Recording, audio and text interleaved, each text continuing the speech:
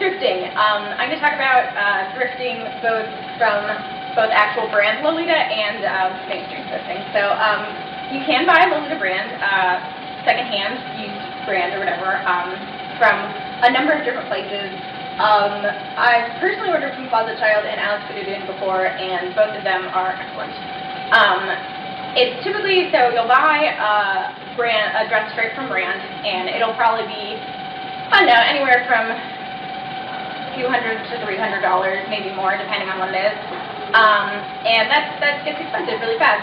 But if you buy a dress off-brand, you can find them anywhere from, I would say, $100 to $200 pretty easily.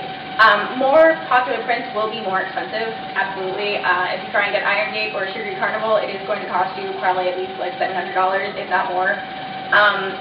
And also because brands release prints in a limited way, if you're looking for something specific, a specific dress or a specific skirt, it's going to be a lot harder to find. I looked for an Innocent World dress for 4 years, and I finally found it, which is really exciting. It's also really exciting to buy secondhand brands to me. I don't know, I really love finding sales and getting things for significantly cheaper than they normally would be. That makes me happy.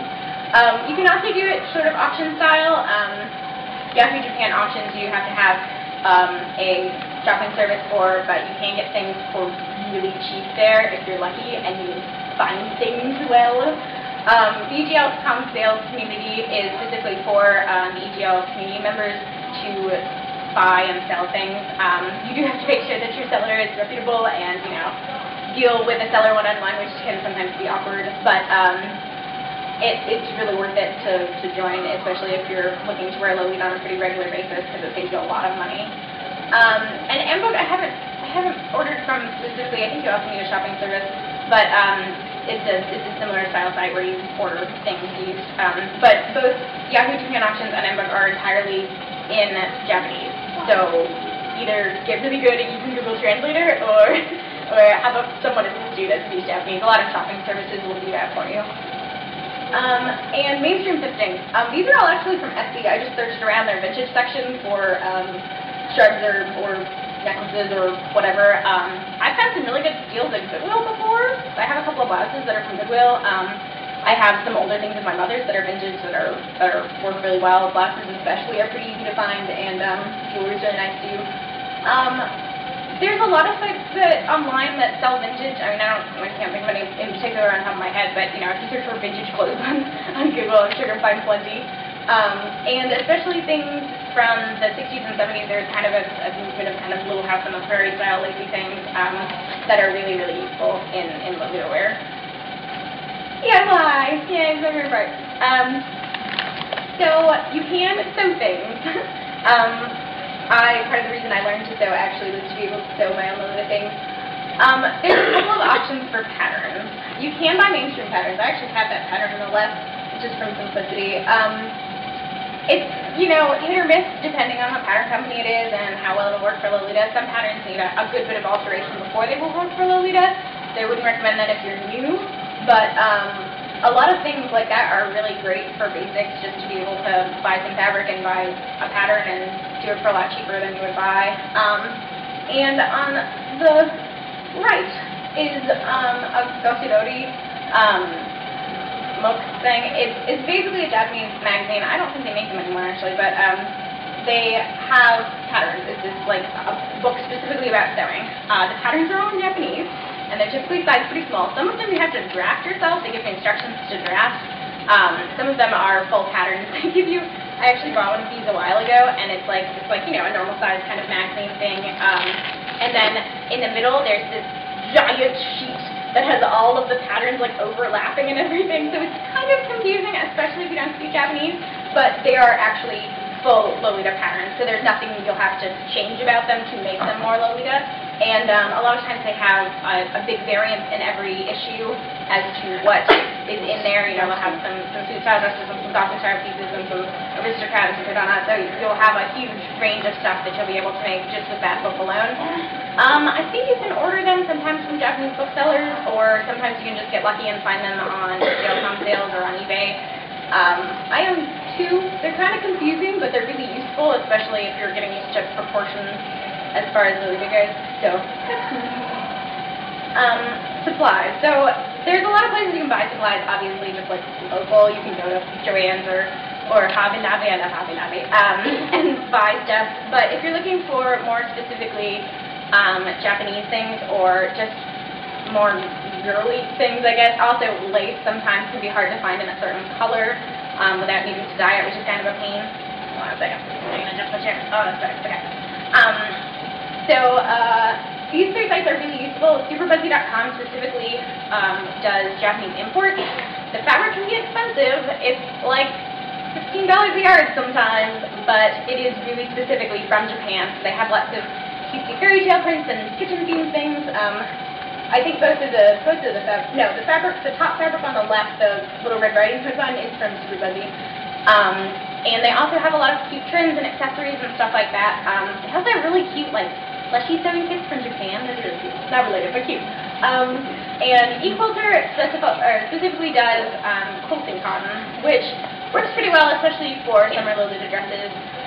A lot of quilting cotton, if it's like nice quality, can be thick enough and draped nicely enough that it can totally be used for Lolita. And they have a huge selection. They have it all grouped by, you know, like category of print or whatever, and the kitchen print on the bottom from them. I bet they're and Cheap Trims have cheap trims and today's supplies.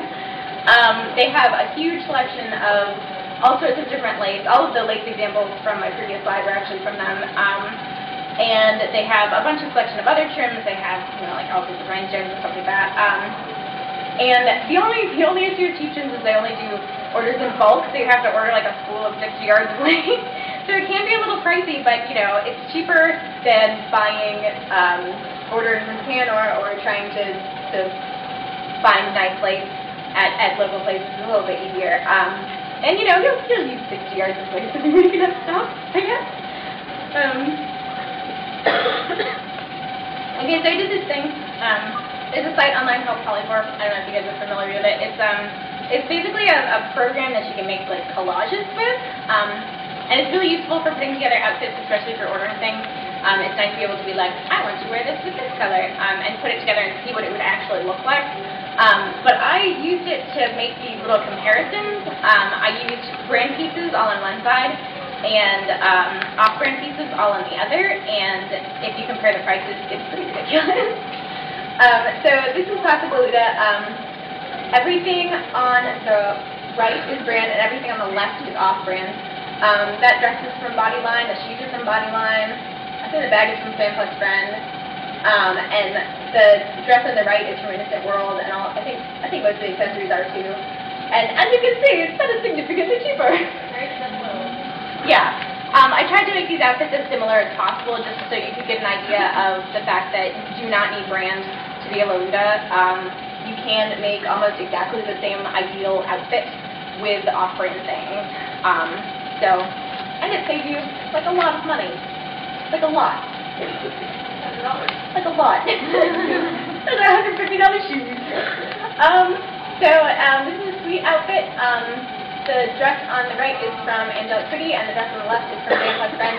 As you can see, there's some proportional differences to it, and the fabric is slightly different. The Angelic Pretty dress, I believe, has kind of an overlay to it that's really nice. But the color scheme is pretty much the same. Those are the Tea Party shoes I was talking about earlier, actually. The ones on the right are the ones that are originally from Angelic Pretty, and the ones on the left, I believe, are the Secret Shop ones, which is a Taobao brand. And you can, I think Sweet especially is pretty easy to do off-brand because it's gotten really popular recently, so places like to make more sweet because they'll make more money on it.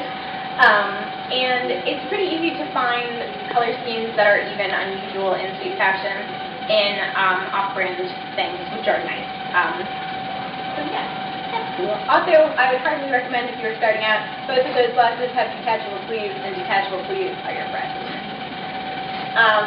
And here's my Gothic coordinate. The one on the right is from, I think mostly from Antique Beast. Which is a great name for a brand. The boots are from Alice and the Pirates, I remember, and they're $200 and beautiful, and I love them. And the dress on the left is from Fanplex Friend, as you can tell by the large smattering of logos on it. Gothic, I think, can tend to be a little bit more difficult. Both Gothic and Classic can, to buy off-brand. I think Gothic might be a little bit easier than Classic, actually. But it's still totally possible to find things on a budget, which is awesome.